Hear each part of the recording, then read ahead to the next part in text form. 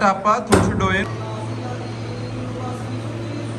ਬਿਸਮਿਲ੍ਲਾਹਿਰਰਹਿਮਾनिर्रहीम अस्सलाम वालेकुम ਕੀ ਹਾਲ ਆ ਸੱਜਣੋ ਮਿੱਤਰੋ ਠੀਕ ਠਾਕ ਹੋ ਉਮੀਦ ਕਰਦੇ ਹਾਂ ਕਿ ਸਾਰੇ ਅੱਲਾ ਦੇ ਫਜ਼ਲ ਨਾਲ ਬਿਲਕੁਲ ਠੀਕ ਠਾਕ ਹੋਣਗੇ। ਈਦੀਆਂ ਜਨਾਬ ਹੋ ਗਈਆਂ ਛੁੱਟੀਆਂ ਜਾ ਰਹੇ ਹਾਂ ਅਸੀਂ ਵੀ ਈਦੀਆਂ ਛੁੱਟੀਆਂ ਗੁਜ਼ਾਰਨ ਵਾਸਤੇ ਆਪਣੇ ਪਿੰਡ। ਮੋਟਰਸਾਈਕਲ ਜਨਾਬ ਬਿਲਕੁਲ ਰੈਡੀ ਹੈ ਤਾਲੇ ਸ਼ਾਲੇ ਜਨਾਬ ਜਿਹੜਾ ਮਾਰ ਦਿੰਦੇ ਨੇ ਹਰ ਚੀਜ਼ ਕਲੋਜ਼ ਕਰਦੇ ਆ ਤੇ ਮੋਟਰਾਂ ਸ਼ੋਟਰਾਂ ਸਾਰੀਆਂ ਕੱਜ ਕੁੱਜ ਕੇ ਪੈਨਲ ਬੋਰਡਾਂ ਦੇ ਕਿੱਟਾਂ ਕੁੱਟਾਂ ਦੇ ਕੇ ਹਰ ਚੀਜ਼ ਮੁੰਡੇ ਕੱਲ੍ਹ ਦੇ ਜਨਾਬ ਸਾਰੇ ਤੁਰ ਗਏ ਨੇ ਤੇ ਅਸੀਂ ਵੀ ਜਨਾਬ ਲੱਗੇ ਆ ਜਾਣ ਤੇ ਬੰਦਾ ਇੱਥੇ ਸਿਕਿਉਰਿਟੀ ਗਾਰਡ ਅਸੀਂ ਛੱਡ ਗਏ ਆ ਉਹਦੇ ਹੈਂਡ ਓਵਰ ਹਰ ਚੀਜ਼ ਕਰ ਗਏ ਆ। ਦੂਸਰੇ ਨੰਬਰ ਤੇ ਆ ਆਪਣੇ ਜਿਹੜੇ ਹੈਂਬਰਾਂ ਵਾਲੇ ਭਾਈ ਨੇ ਇਹ ਵੀ ਜਨਾਬ ਇੱਥੇ ਹੀ ਨੇ ਇਹਨਾਂ ਨੇ ਜਵਾਬਦਾਰੀ ਆ ਤੇ ਇਨਸ਼ਾਅੱਲਾ ਹੌਲ ਅਜ਼ੀਜ਼ ਲੱਗੀਆਂ ਫਿਰ ਨਿਕਲਣ ਜਨਾਬ। ਗਰਮੀ ਬਹੁਤ ਜ਼ਿਆਦਾ ਜਾਣਾ ਤੇ ਅਸੀਂ ਤਕਰੀਬਨ ਕੋਈ ਨਾ 7-8 ਵਜੇ ਲੇਕਿਨ ਜਾਂਦਿਆਂ ਜਾਂਦਿਆਂ ਇਹ ਟਾਈਮ ਹੋ ਗਿਆ।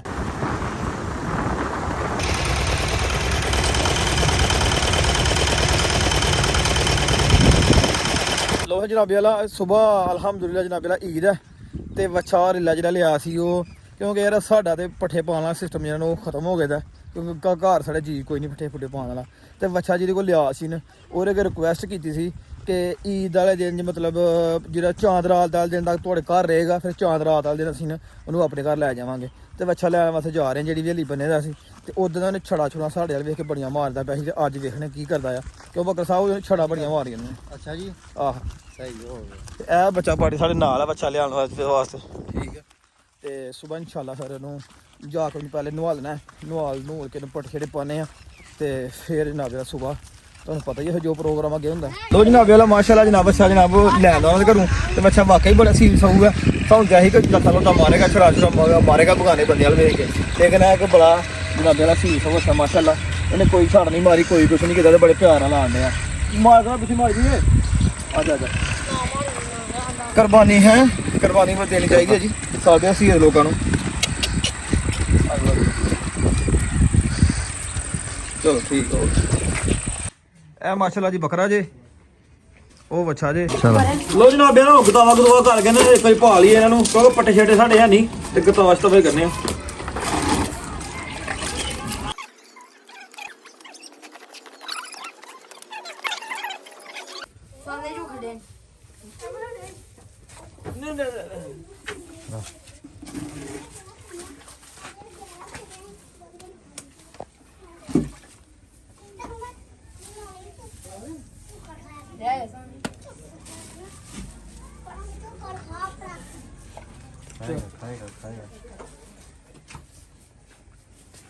ਪਾਣੀ ਤੇ ਪਾਓ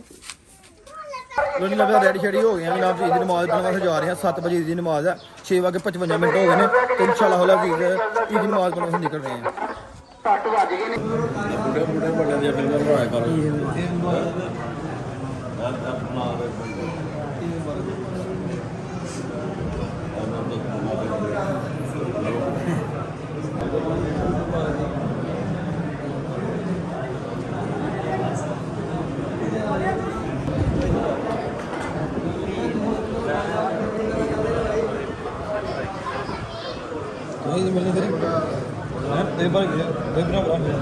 हेलो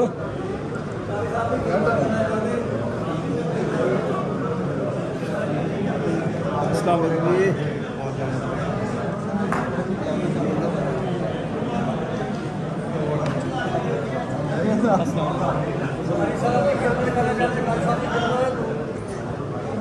अस्सलाम वालेकुम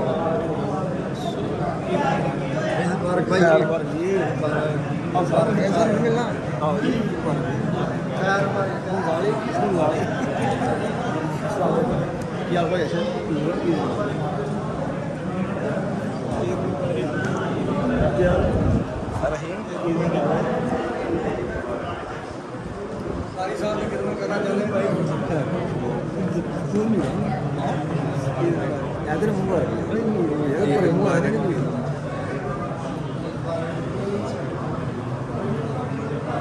मरकाल के यूट्यूबर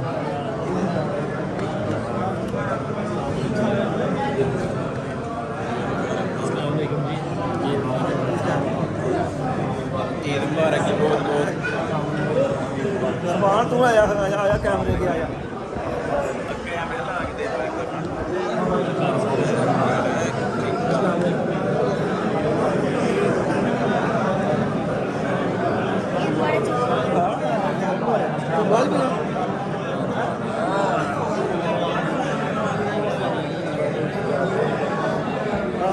ਕੈਮਰੇ 'ਚ ਆਈ ਨਹੀਂ ਕਿਤੇ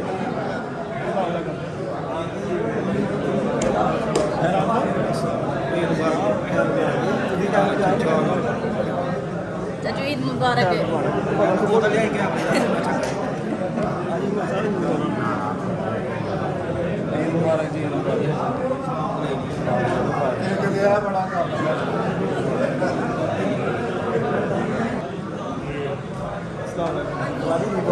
ਸਾਡੇ ਭਾਈ ਜਿਹੜੇ ਜਨਾਬ ਪਹਿਲਾਂ ਅਫਗਾਨਿਸਤਾਨ ਸਪੈਸ਼ਲ ਪਾਕਿਸਤਾਨ ਈਦ ਗੁਜ਼ਾਰਨ ਵਾਸਤੇ ਆਏ ਨੇ ਭਾਈ ਜੀ ਅਫਗਾਨਿਸਤਾਨ ਮੌਸਮ ਕੈਸਾ ਉੱਥੇ ਕੀ ਸਹੂਲਤ ਹੈ ਇੱਥੇ ਗਰਮੀ ਬੜੀ ਹੈ ਉੱਥੇ ਬੜਾ ਪਿਆਰਾ ਠੰਡਾ ਮੌਸਮ ਹੈ। ਅੱਛਾ ਫੁੱਲ ਠੰਡਾ ਪਾਕਿਸਤਾਨ 'ਚ ਬਹੁਤ ਕਹਿੰਦੇ ਤੁਸੀਂ ਈਦ ਉੱਥੇ ਕਰ ਲੈਣੀ ਚਾਹੀਦੀ ਪਾਕਿਸਤਾਨ ਦਾ ਰਹਿਣਾ ਪਿਆ ਸੀ ਜਨਾਬ। ਈਦ ਘਰ ਕੇ ਤੇ ਫੇਰ ਆ ਜਾਂਦਾ ਭਲਾ ਪਾਕਿਸਤਾਨ ਤੱਕ ਫੇਰ ਤੁਰ ਜਾਣਾ ਈਦ ਕਰ ਫੇਰ ਤੁਰ ਜਾਣਾ ਅੱਲਾ ਖੈਰ। ਠੀਕ ਹੋ ਇੰਟਰਵਿਊ ਲਿਆ ਕਾਲਾ ਜੀ ਇਹ ਸਾਡੇ ਜਨਾਬ ਚਾਚੇ ਹੋਰੀ ਨੇ ਉੱਠ ਨਹੀਂ ਸਕਦੇ ਇਹਨਾਂ ਨੂੰ ਈਦ ਮਿਲਣੀ ਆ ਜੀ अस्सलाम वालेकुम ताया ईद मुबारक वो सुनाओ सब खैर खरीदा अल्लाह दा शुक्र है फिट फाट जबरदस्त अल्लाह दा करम शुक्र दुआ है थोड़ी ईद मुबारक जी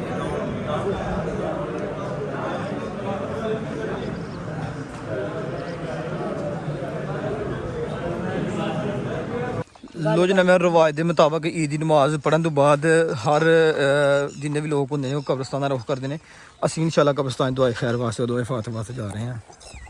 ਕਿਵੇਂ ਮੇਰੇ ਭਾਈ ਬਿਲਕੁਲ ਜੀ ਠੀਕ ਠਾਕ अस्सलाम वालेकुम ईद मुबारक ठीक हो बहुत ज़्यादा आवाम जनाब दुआ फातिह वास्ते कब्रिस्तान का रुख किया है असं इंशाल्लाह जा रहे हैं ईद वाले दिन जनाब वाला छोटी बेटी हुई है तबीयत खराब तो डॉक्टर को लैके जा रहे हैं दवाई लैन वास्ते तो जनाब अलहमदुलिल्लाह जनाब तू बकरियां ने तकबीर पाती है गोश्त बनना स्टार्ट हो गया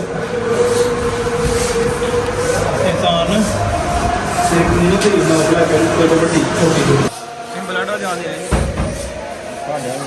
तीजे बकरे ਨੂੰ ਮਾਸ਼ਾਅੱਲਾ ਜਨਾਬ ਤਕਬੀਰ ਪਾ ਗਈ ਯਾਰ ਖੱਦ ਲੱਖਣਾ ਸਟਾਰਟ ਹੋ ਗਈ ਹੈ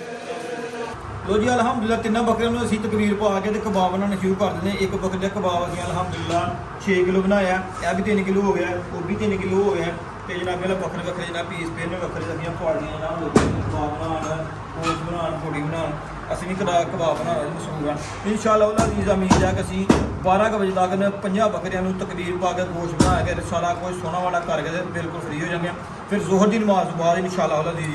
ਖਤਮ ਭਾਗ ਪੜਾਂਗੇ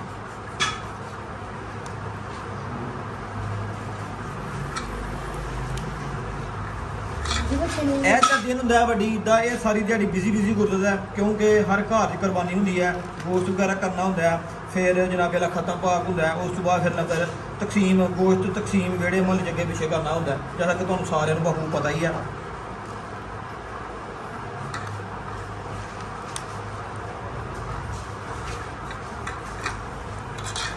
ठीक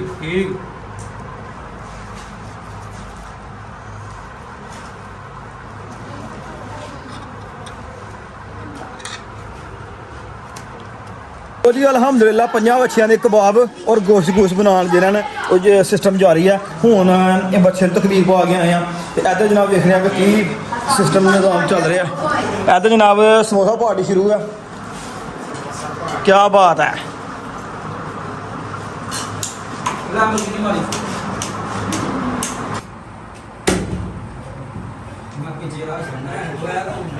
ਟਾਪਾ ਤੂੰ ਛਡੋਏ ਨਾ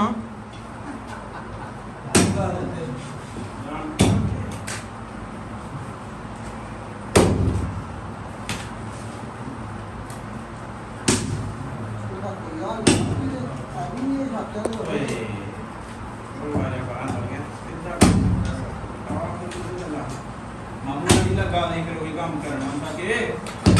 ਪਿੰਡ ਵਾਲੀ ਬਣਾਈ ਜਾਂਦਾ ਬਈ ਰਾਣਾ ਨੇ ਕੀ ਆਉਂਦਾ ਤੇ ਯਾਰ ਆਪਣਾ ਕੀ ਕਰਦਾ ਤੇ ਵਾਰੀ ਹੈ